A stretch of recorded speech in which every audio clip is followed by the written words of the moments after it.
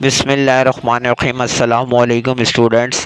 اچھا بھائی، first year کی بک ہے اردو کی، گلزار اردو، چیپٹر نمبر 5 ہے، کچھ ذریعہ تعلیم کے باب میں یہ ایکسرسائز جو ہے مطلب میں نے پوری سولو کر دی ہے، 1 to Z تک پوری کمپلیٹ ہے، وہ آپ اس میں چیک کر سکتے ہیں۔ ساتھ ہی ساتھ میں آپ کو جلدی سے ریڈنگ کر کے سمجھا دیتا ہوں۔ جو بچے سمجھنا چاہتے ہیں وہ میری ریڈنگ پر دھیان دیں اور بعد میں اس کام کو جو ہے اس کی اسکرین شاٹ لے لیں۔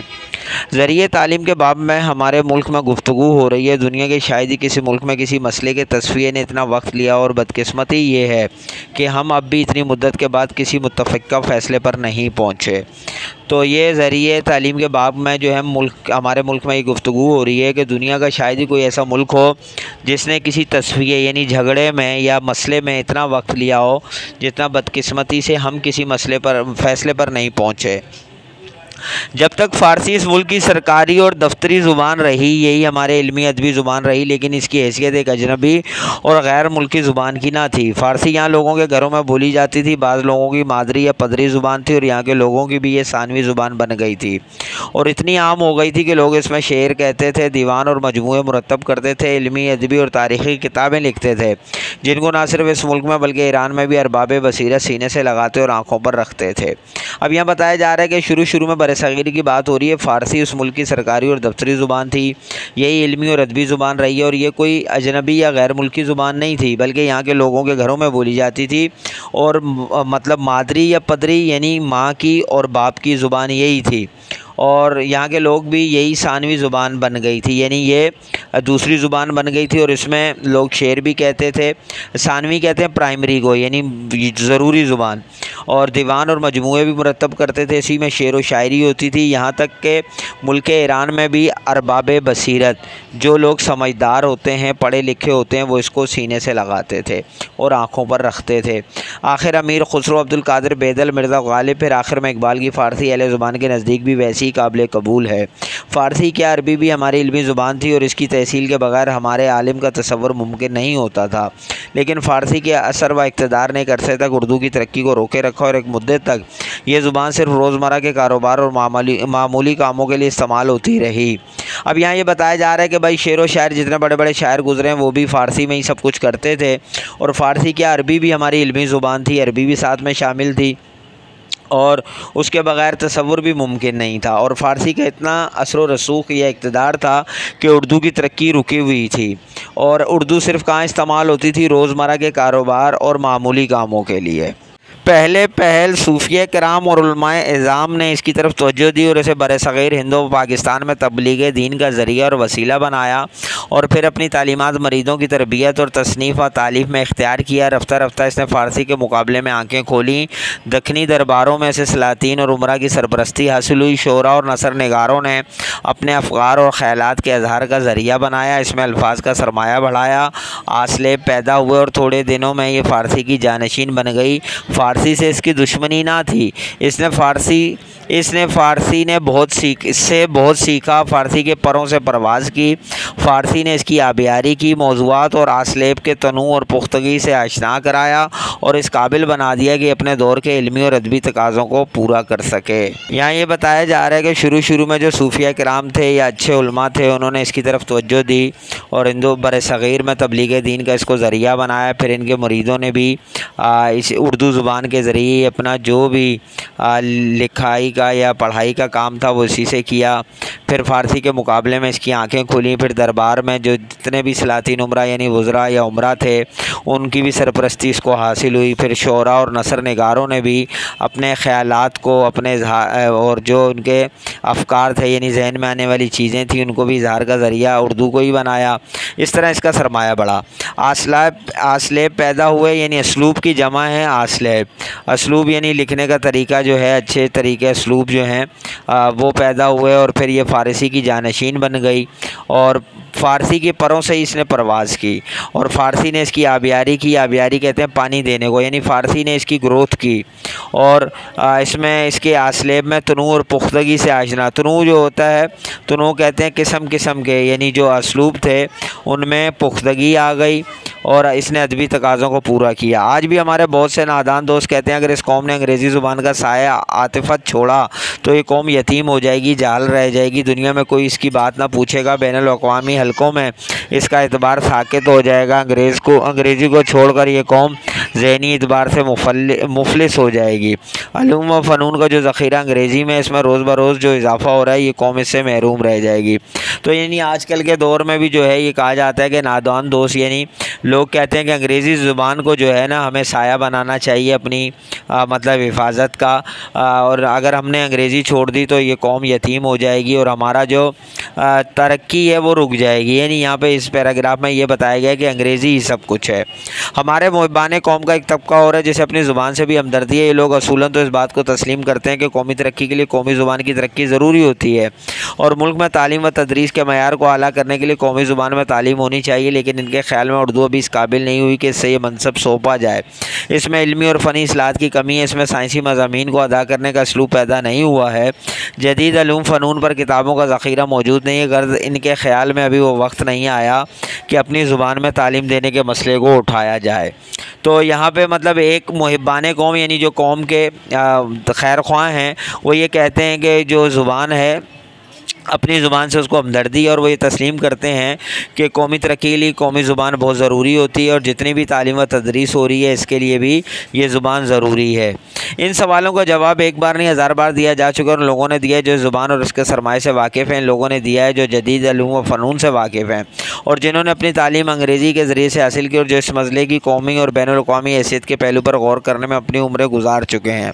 لیکن ہر مرتبہ یہ مسائل اس طرح اٹھائے جاتے ہیں گویا پہلی مرتبہ ان کا اظہار ہو رہا ہے اور ان کا کوئی جواب ہمارے پاس نہیں۔ میں انہیں چند مفروضہ مسائل اور خطرات کے بارے میں کچھ عرض کرنا چاہتا ہوں۔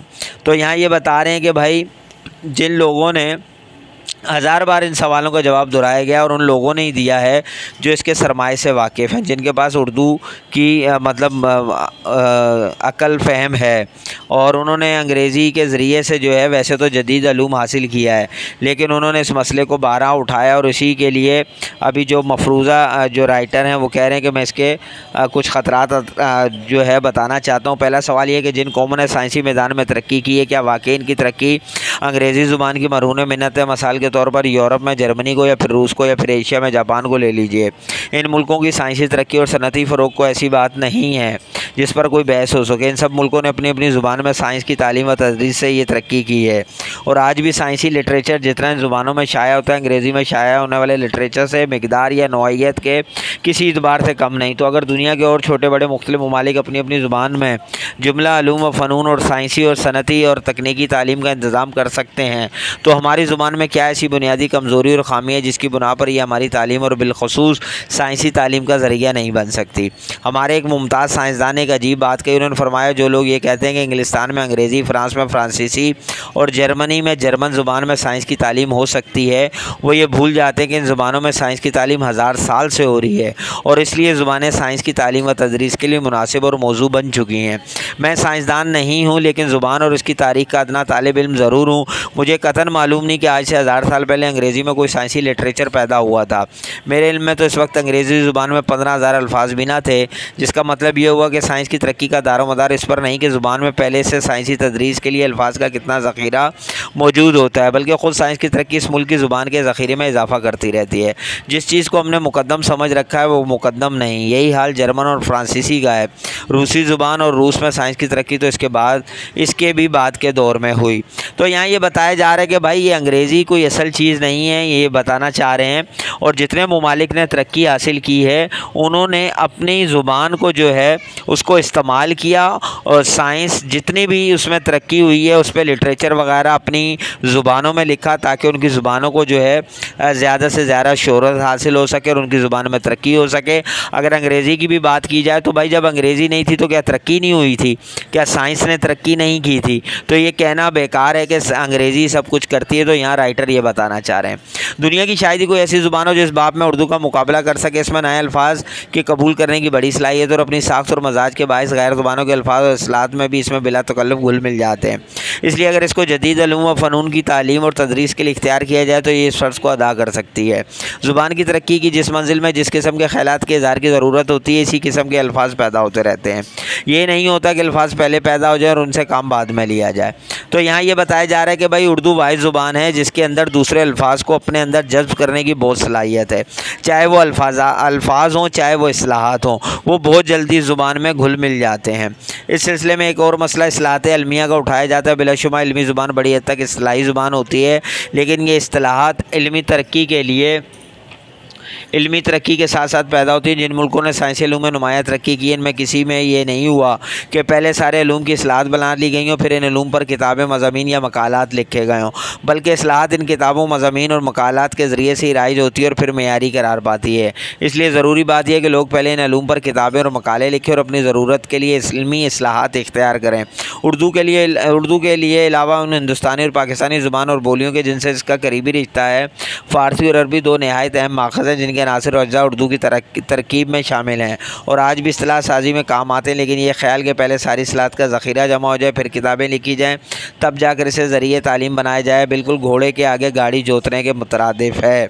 तो यहाँ ये बताया जा रहा है कि भाई इस्तिलाहात जिस तरह अल्फाज आते हैं, इस्तिलाहात भी आते हैं, लेकिन इस्तिलाहात कब आएंगे? जब आप किताबें और मकाले लिखेंगे, उस ज़ुबान को इस्तेमाल करेंगे, तभी उसमें जो है मतलब इस्तिलाहात भी आएंगी, नए अल्फाज भी आएंगे। जिस तरह उर्दू और फ़ारसी जो है, इसमें से बहुत सारे अल्फाज उर्दू में लिए गए हैं।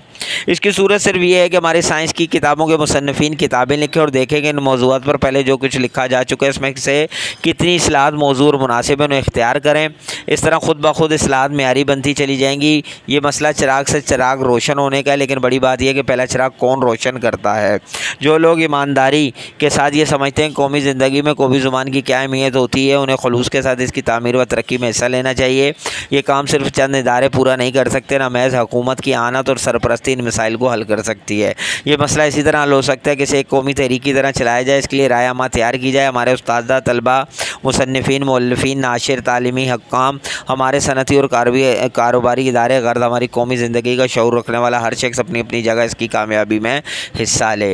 तो भाई यहाँ ये बताया गया है कि बात समझने की है कि हम हर शख्स जो है आड़ा टेढ़ा मुँह बनाकर इंग्लिश बोलने में बड़ी फ़ख्र महसूस करते हैं, तो इस चीज़ की मुखालफत कर रहे हैं। वो कह रहे हैं कि भाई आप उर्दू का इस्तेमाल करें ताकि उर्दू ज़ुबान को ज़्यादा से ज़्यादा जो है तरक्की हासिल हो, इसमें नए से नए अल्फाज आएँ, नए से नई इस्लाहात आएँ। अभी अमूमन हम जो उर्दू बोलते हैं बच्चों को समझ में ही नहीं आता कि सर इस लफ्ज़ का क्या मतलब है। इसकी वजह यही है कि उन्हें उर्दू सिखाने से ज़्यादा इंग्लिश पर तवज्जो दी जाती है। तो भाई राइटर भी इसीलिए ये सर पीट रहा है कि भाई चूँकि पाकिस्तान जो है उसकी कौमी ज़ुबान उर्दू है, तो खुदारा पाकिस्तान में कम से कम उर्दू ज़ुबान को फ़रोग़ दिया जाए और उसकी जो है तरक्की के लिए कोशिशें की जाएँ। तो ये चैप्टर था भाई, चैप्टर का पूरा मैंने जो है एक्सप्लेनेशन भी दे दी और इसके अलावा वर्क भी मिल गया है। वीडियो कैसी लगी ज़रूर बताइएगा कमेंट्स करके। इंशाल्लाह नेक्स्ट वीडियो में मिलते हैं। जब तक के लिए इजाज़त दीजिए। अल्लाह हाफ़िज़।